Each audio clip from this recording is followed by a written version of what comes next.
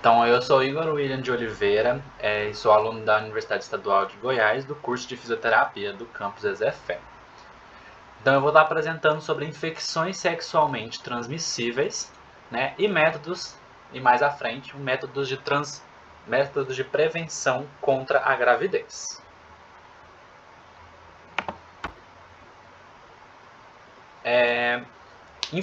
Essas ISTs, né, essas infecções sexualmente transmissíveis, elas são causadas por muitas das vezes por vírus, bactérias ou outros organismos, sendo que sua transmissão ela é dada muitas das vezes, né, que é mais comum, né, relatado nas literaturas, são pelo contato sexual, seja esse contato oral, vaginal ou anal, sem o uso de um preservativo e com a pessoa, com um parceiro que esteja contaminado. Outras transmissões também são descritas, só que elas são descritas como raras, né, sendo a transmissão vertical, a amamentação, né, no momento da amamentação, no momento do parto e também por transfusões sanguíneas, né, sendo a vertical a mais comum destas, né, que seja a transmissão do feto não, da mãe para o feto, pelo cordão umbilical. Dentre essas ISTs, né, a gente tem vários tipos que são descritos, né, como a herpes genital, o cancro mole, que é uma lesão, né, que é um tipo de lesão, o HPV, a doença inflamatória pélvica, a donovanose, gonorreia por infecção por clamídia, gonorreia e infecção por clamídia, linfogranuloma venéreo, né, que é o LGV, a sífilis e a infecção pelo HTLV e a tricomoníase. E aí a que eu escolhi para a gente falar é um pouco da sífilis. Né? A sífilis é uma doença infecciosa, né? Ela acontece a partir da bactéria Treponema pallidum, né? E ela possui 3 estágios, né? Que nem está nessa imagenzinha do lado direito. Né? O estágio 1 né? É um estágio somente de uma ferida, o estágio 2, que é ali a partir de 4 a 10 semanas, né? Gera uma série de infecções não, uma série de erupções cutâneas, né, em todo o corpo dessa pessoa, então afeta a pele desse indivíduo. E o terceiro estágio, que é depois de 3 até 15 anos depois, que a gente que afeta, né, órgãos internos. Né? Então ela é marcada por lesões, né, seja ela lesões como úlceras, erupções na pele, ou quando afeta, né, a gente tem uma lesão nesses órgãos internos.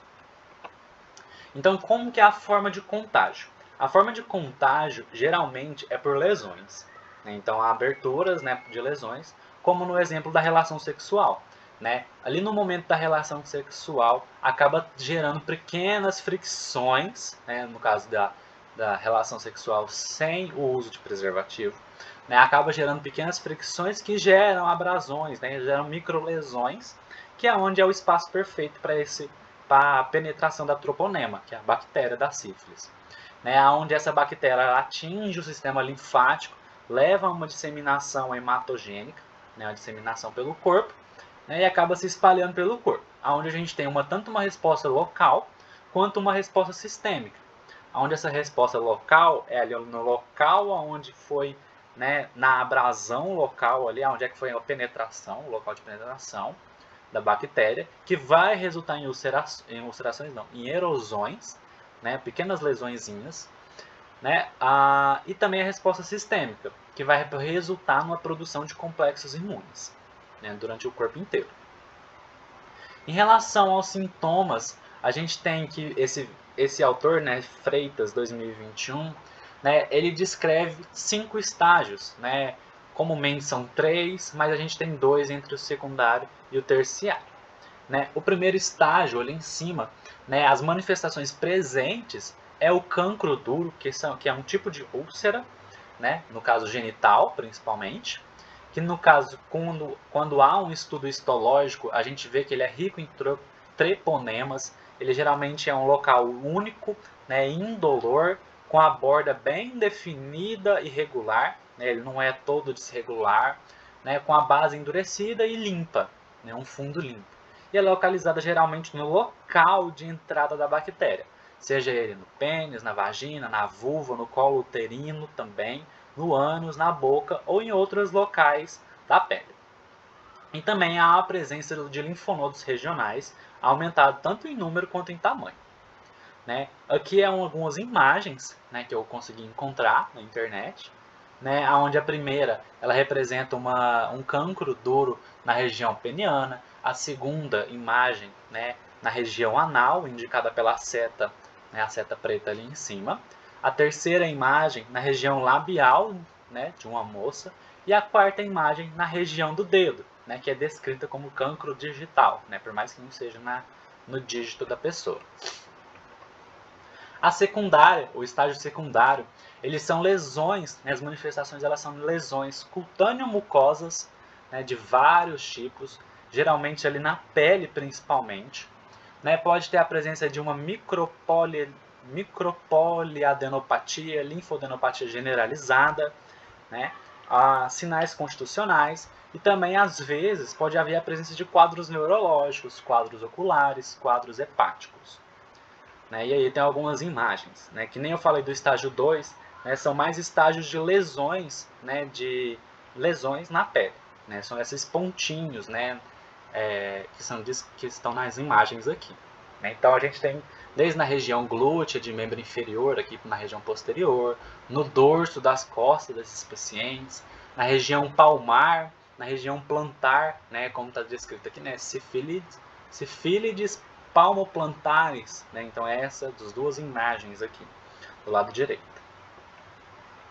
Em relação ao terceiro e o quarto, que é o estágio latente, né? Ele pode ser dividido tanto em latente recente quanto em latente tardio. Né? O recente com até 1 ano de duração e o latente tardio com mais de 1 ano de duração. Né? E ambos são assintomáticos, porém o indivíduo ainda permanece ele ainda consegue contaminar outras pessoas.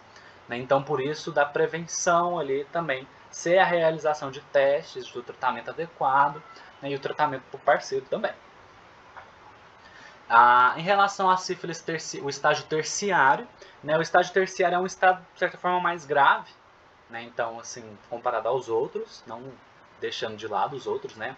Então, onde o paciente ele vai ter manifestações cutâneas, né, como lesões gomosas e nodulares, né? Essa imagem aqui, né, é um exemplo de lesões gomosas, né?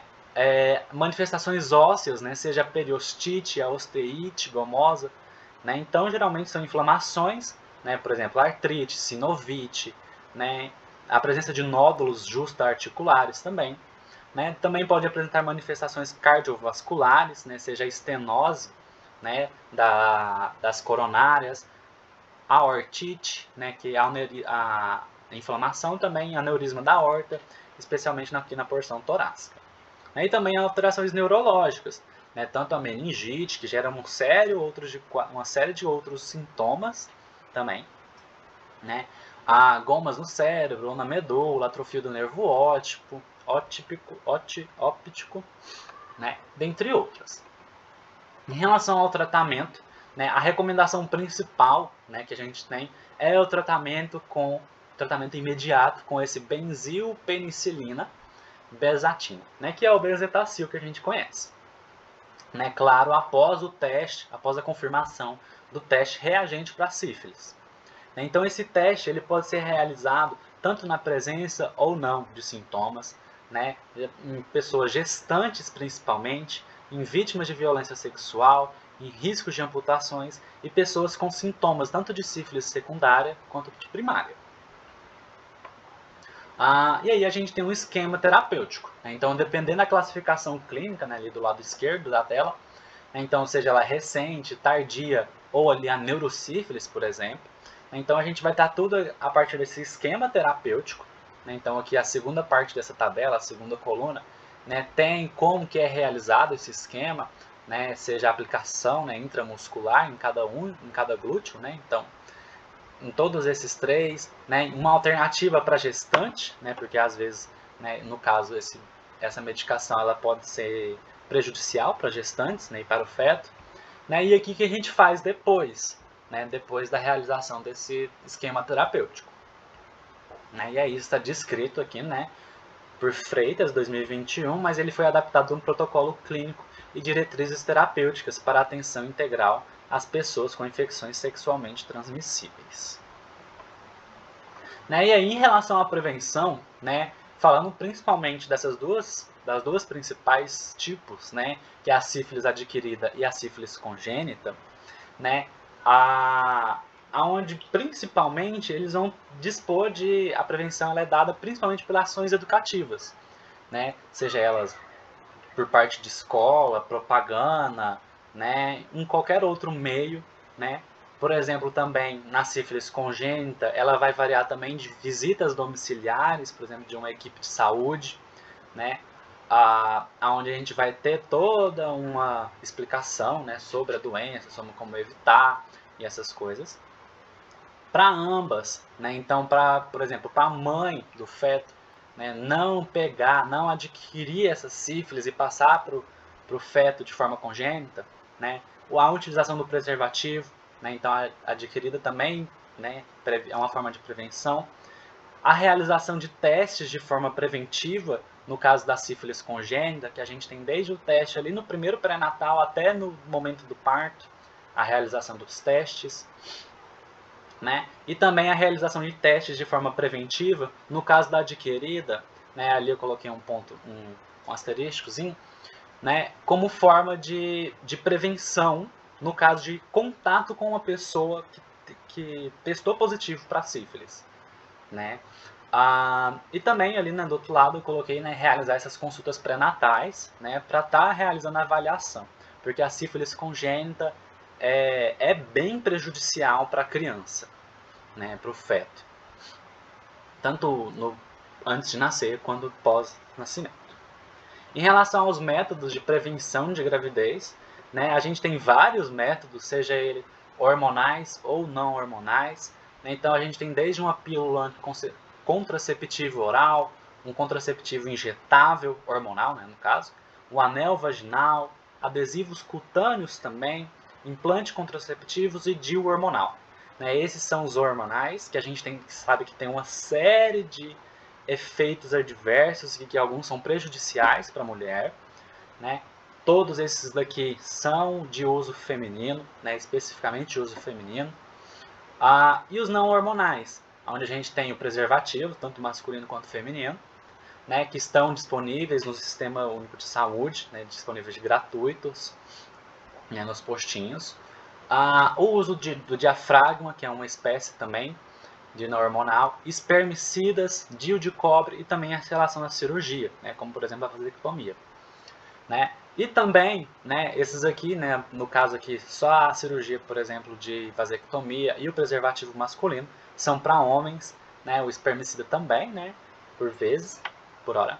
E atualmente a gente tem vários estudos, né, que é uma boa, né, no caso, uma boa evolução, né, que é o anticoncepcional, no caso, para homens. Que esse aqui é uma imagem de um estudo, né, que está sendo muito divulgado atualmente, que é em relação a ondas sonoras, ultrassônicas, né, de certa forma, para prevenção da gravidez. Né? No caso, eles desativam a produção de espermatozoides e tudo mais.